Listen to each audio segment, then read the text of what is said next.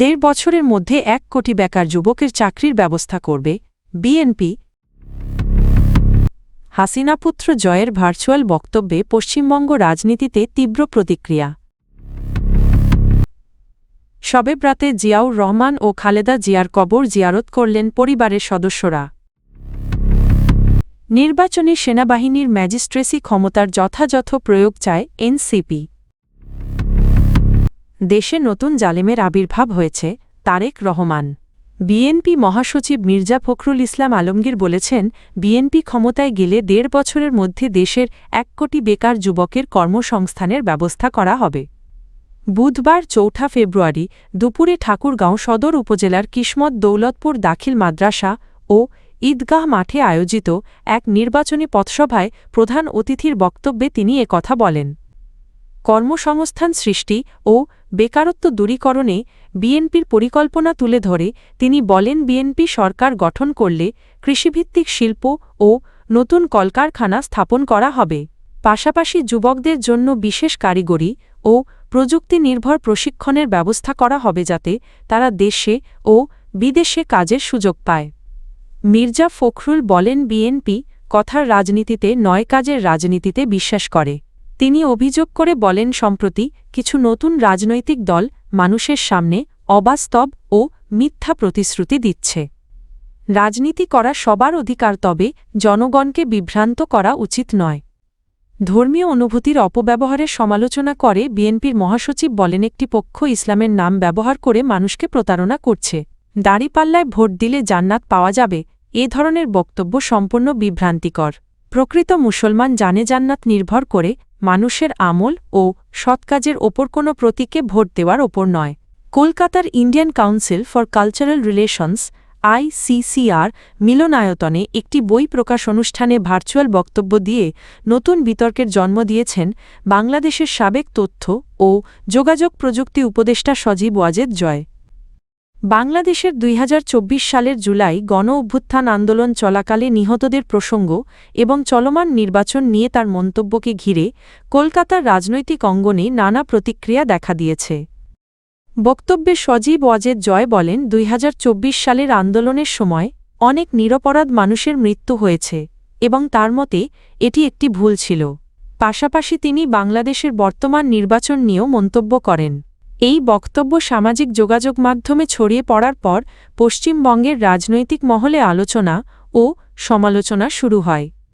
প্রথম প্রতিক্রিয়া আসে শাসক দল তৃণমূল কংগ্রেসের দিক থেকে। নাম প্রকাশে অনিচ্ছুক এক তৃণমূল নেতা সংবাদ মাধ্যমকে বলেন, বই প্রকাশের মতো সাহিত্য ও সাংস্কৃতিক অনুষ্ঠানে এ ধরনের বিতর্কিত রাজনৈতিক ভাষণ অনুচিত। তার মতে এতে সাম্প্রতিক রাজনৈতিক উত্তেজনা আরও বাড়তে পারে। তিনি আরও বলেন, কলকাতা আমাদের সাংস্কৃতিক রাজধানী, এখানে রাজনৈতিক বক্তব্যের জায়গা থাকা উচিত কি না তা নিয়ে প্রশ্ন উঠছে। অন্যদিকে বিরোধী দল ভারতীয় জনতা পার্টি বিজেপিরও প্রতিনিধি পঙ্কজ রায় অনুষ্ঠানে বক্তব্য রেখে বলেন, বাংলাদেশের রাজনৈতিক পরিস্থিতি নিয়ে মত প্রকাশ করা ব্যক্তিগত অধিকার। তার ভাষায় বই প্রকাশনা মূলত সাহিত্যিক আয়োজন হলেও রাজনৈতিক প্রেক্ষাপট থাকলে তা আলোচনা হতে পারে। পবিত্র শবে বরাত উপলক্ষে বিএনপির প্রতিষ্ঠাতা ও সাবেক রাষ্ট্রপতি জিয়াউর রহমান এবং সাবেক প্রধানমন্ত্রী খালেদা জিয়া এর কবর জিয়ারত করেছেন তাদের পরিবারের সদস্যরা।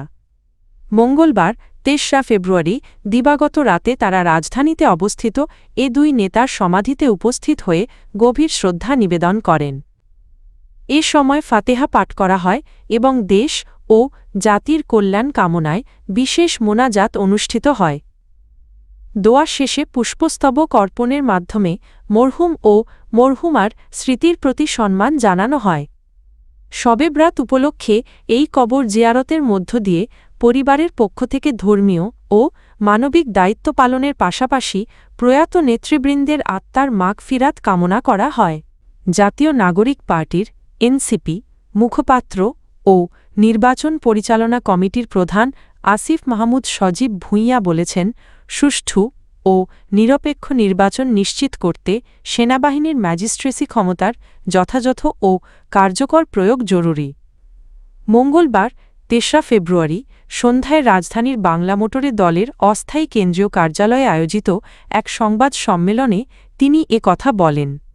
আসিফ মাহমুদ সজীব ভূঁইয়া বলেন, নির্বাচনকালীন সময় যদি আইনশৃঙ্খলা রক্ষায় সেনাবাহিনীকে দায়িত্ব দেওয়া হয় তবে সেই দায়িত্বের সঙ্গে সামঞ্জস্য রেখে তাদের ম্যাজিস্ট্রেসি ক্ষমতা পূর্ণমাত্রায় প্রয়োগ নিশ্চিত করতে হবে।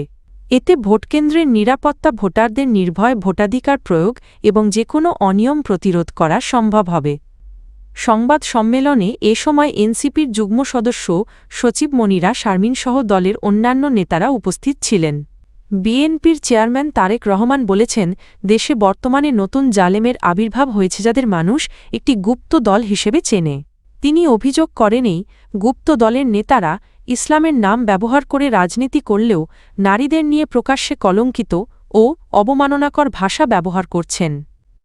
বুধবার ৪ ফেব্রুয়ারি দুপুরে বরিশাল নগরীর ঐতিহাসিক বেলস পার্ক মাঠে আয়োজিত এক নির্বাচনী জনসভায় প্রধান অতিথির বক্তব্যে এসব কথা বলেন তিনি।